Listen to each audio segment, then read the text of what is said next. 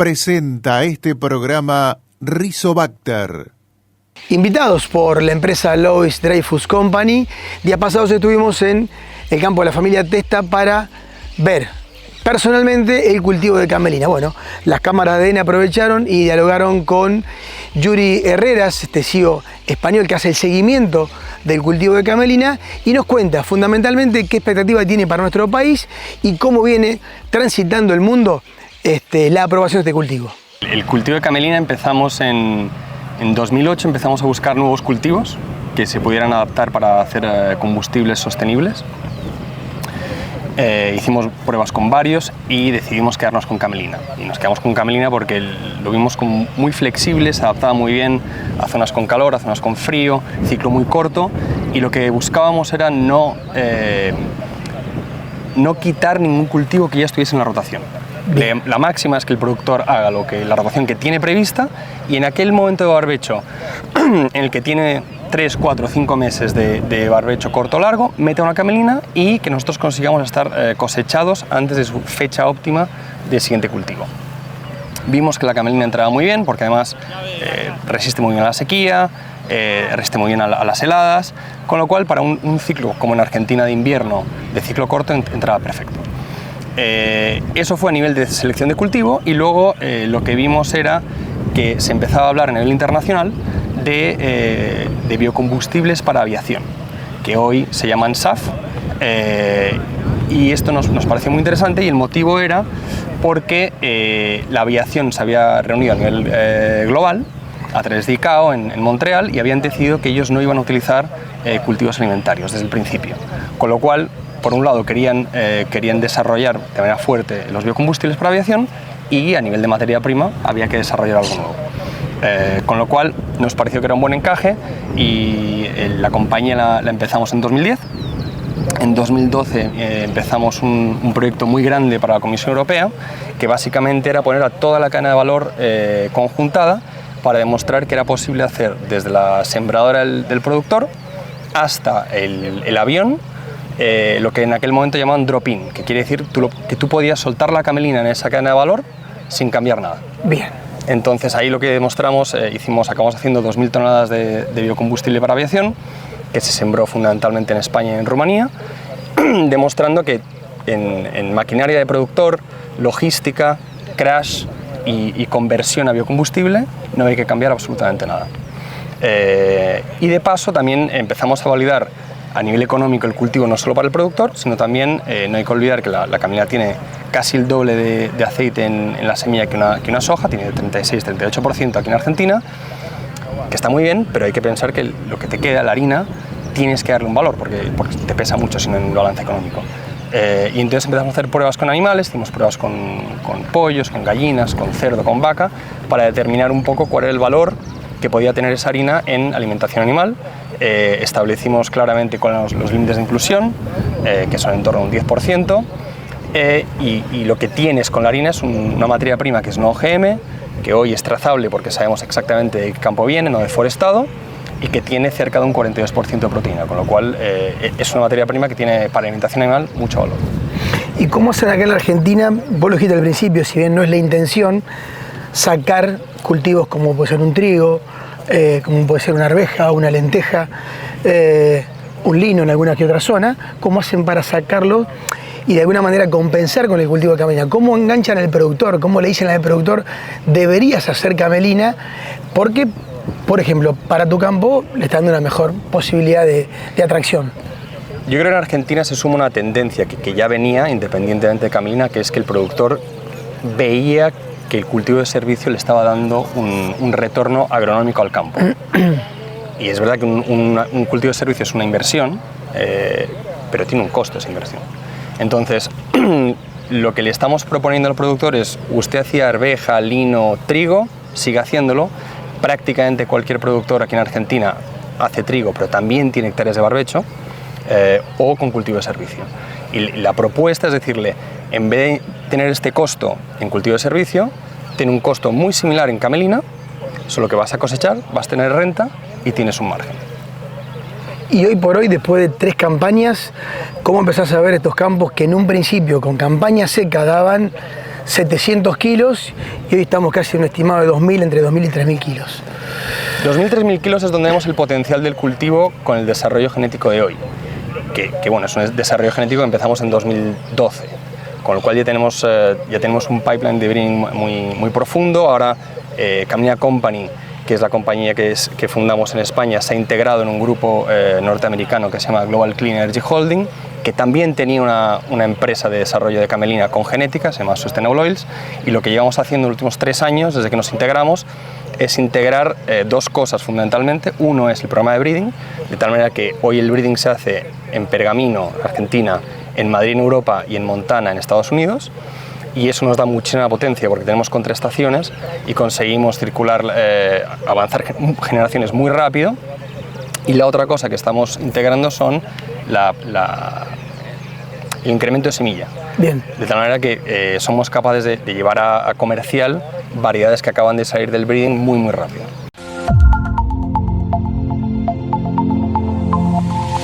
Producir, crecer, compartir. Es el accionar de AFA, Agricultores Federados Argentinos. Nuestra cooperativa. Es hora de revalorizar lo hecho y celebrar el camino recorrido. AFA, un mundo de 90 años. Hecho entre todos, todos los días. En Rizobacter creemos que la agricultura hay que hacerla como nunca. La microbiología agrícola nos dice qué hacer, porque cada semilla, raíz o cultivo sabe lo que necesita. Y trabajamos todos los días para también saberlo nosotros, sin dejar de pensar que alrededor hay un productor, una familia, una ciudad.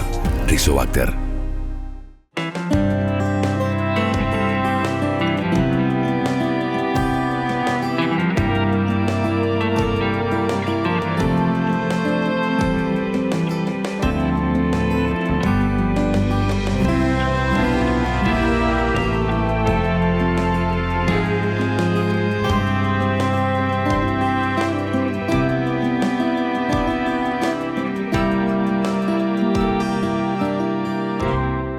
Orgullo, confianza, calidad. Así que somos Tecnomil, los creadores de Atramil. Te invitamos a conocer nuestra línea completa de fitosanitarios pensados y desarrollados para ofrecerte soluciones en cada etapa de tu campaña. Tecnomil. Crecemos en la misma tierra. www.tecnomil.com.ar.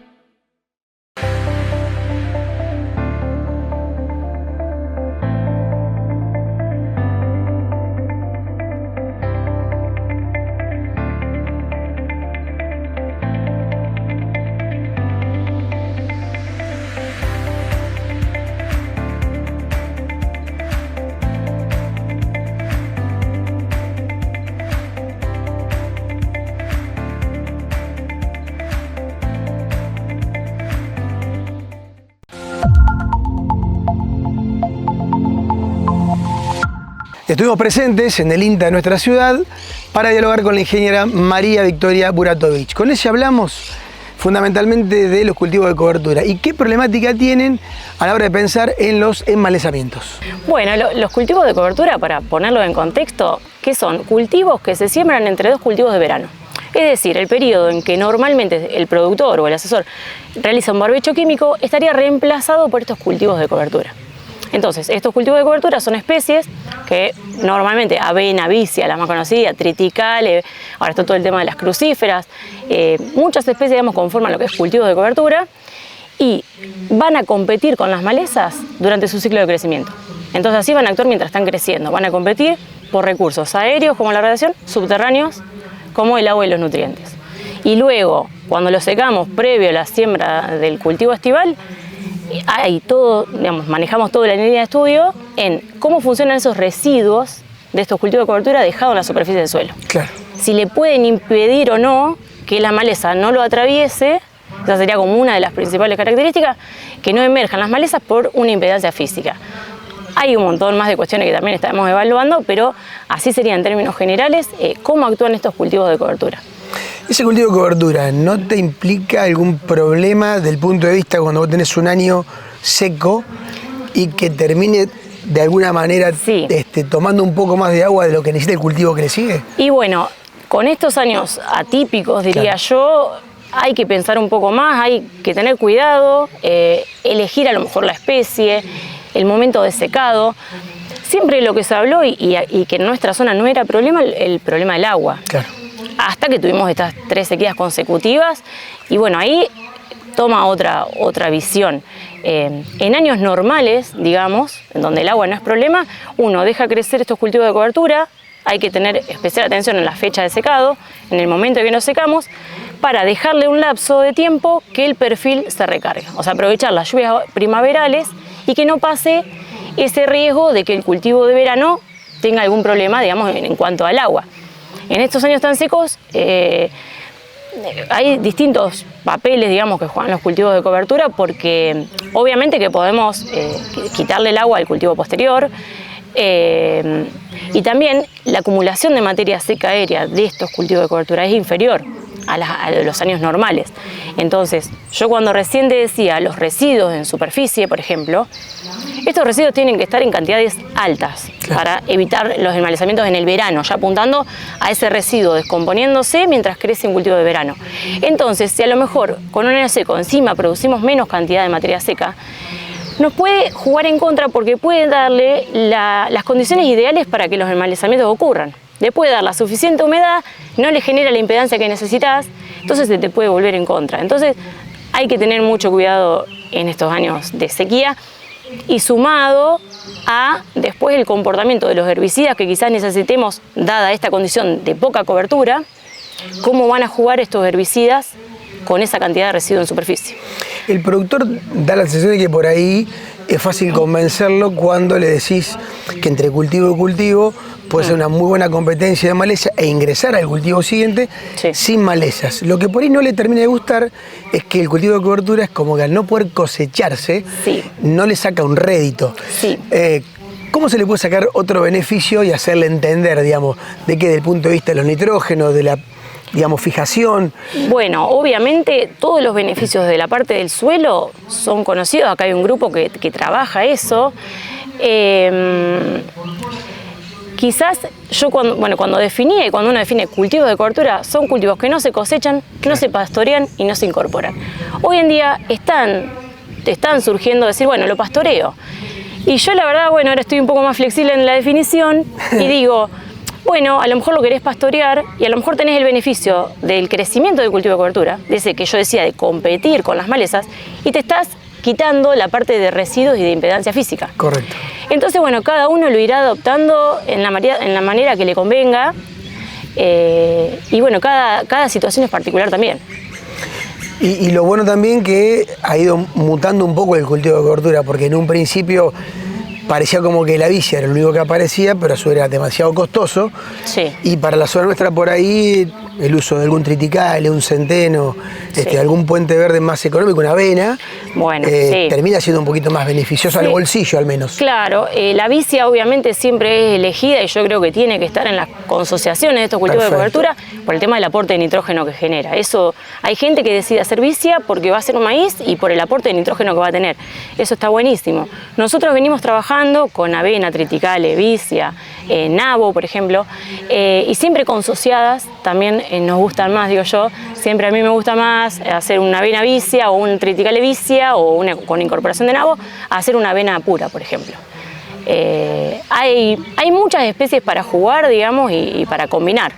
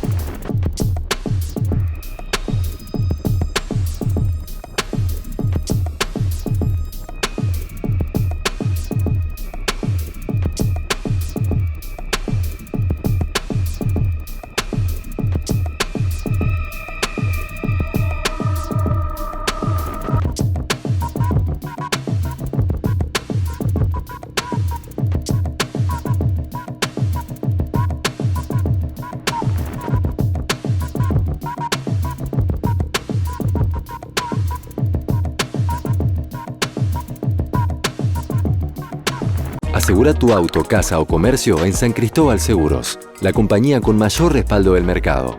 San Cristóbal Seguros. Nosotros te cubrimos.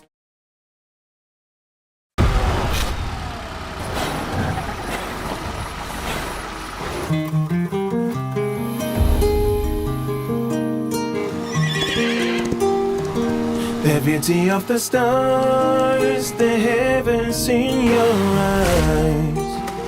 Still at it from the start, your heart is on the line. Don't hold me back, the force within take control.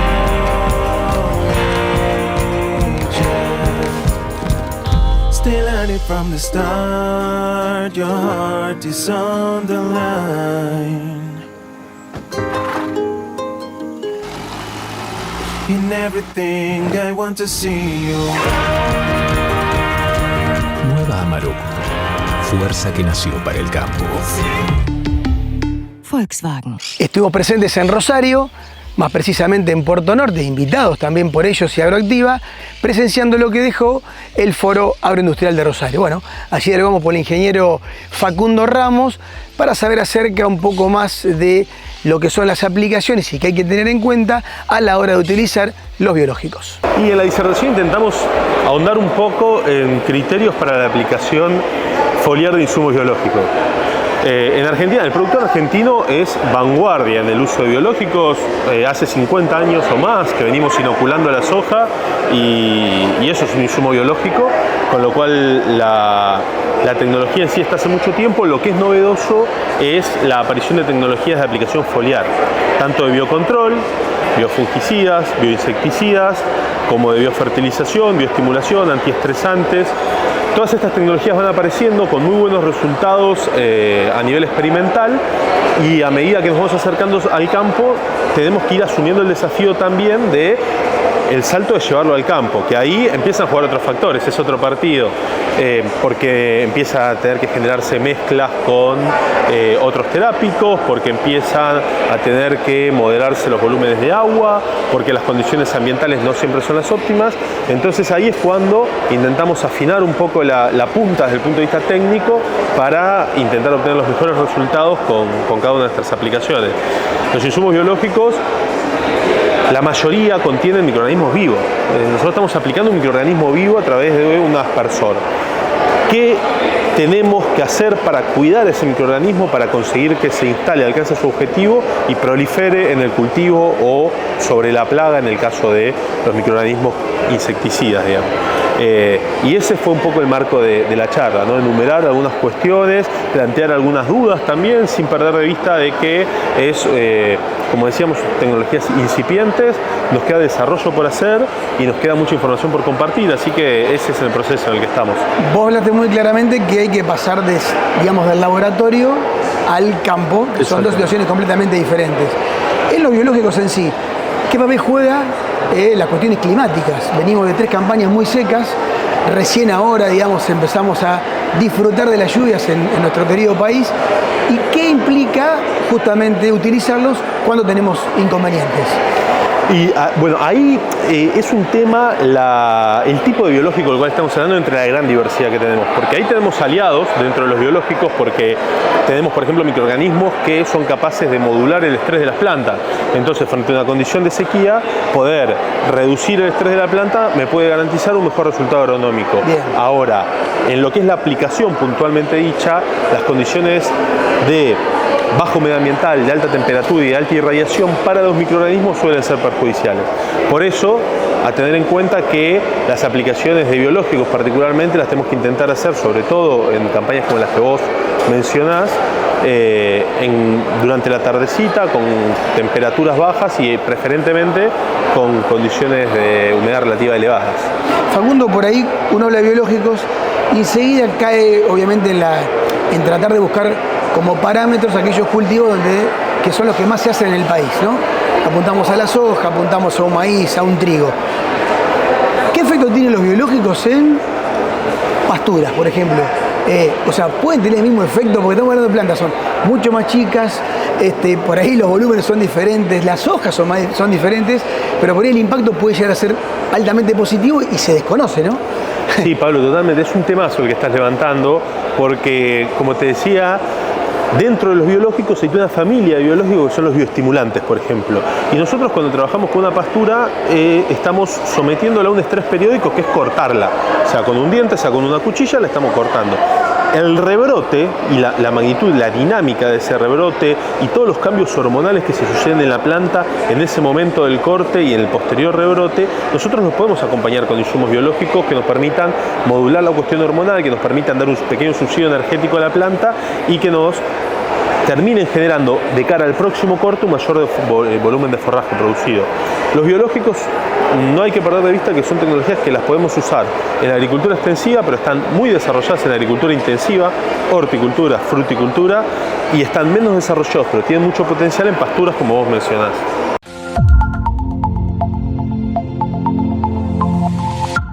Nos despedimos, un muy lindo día aquí en la ciudad de Pergamino.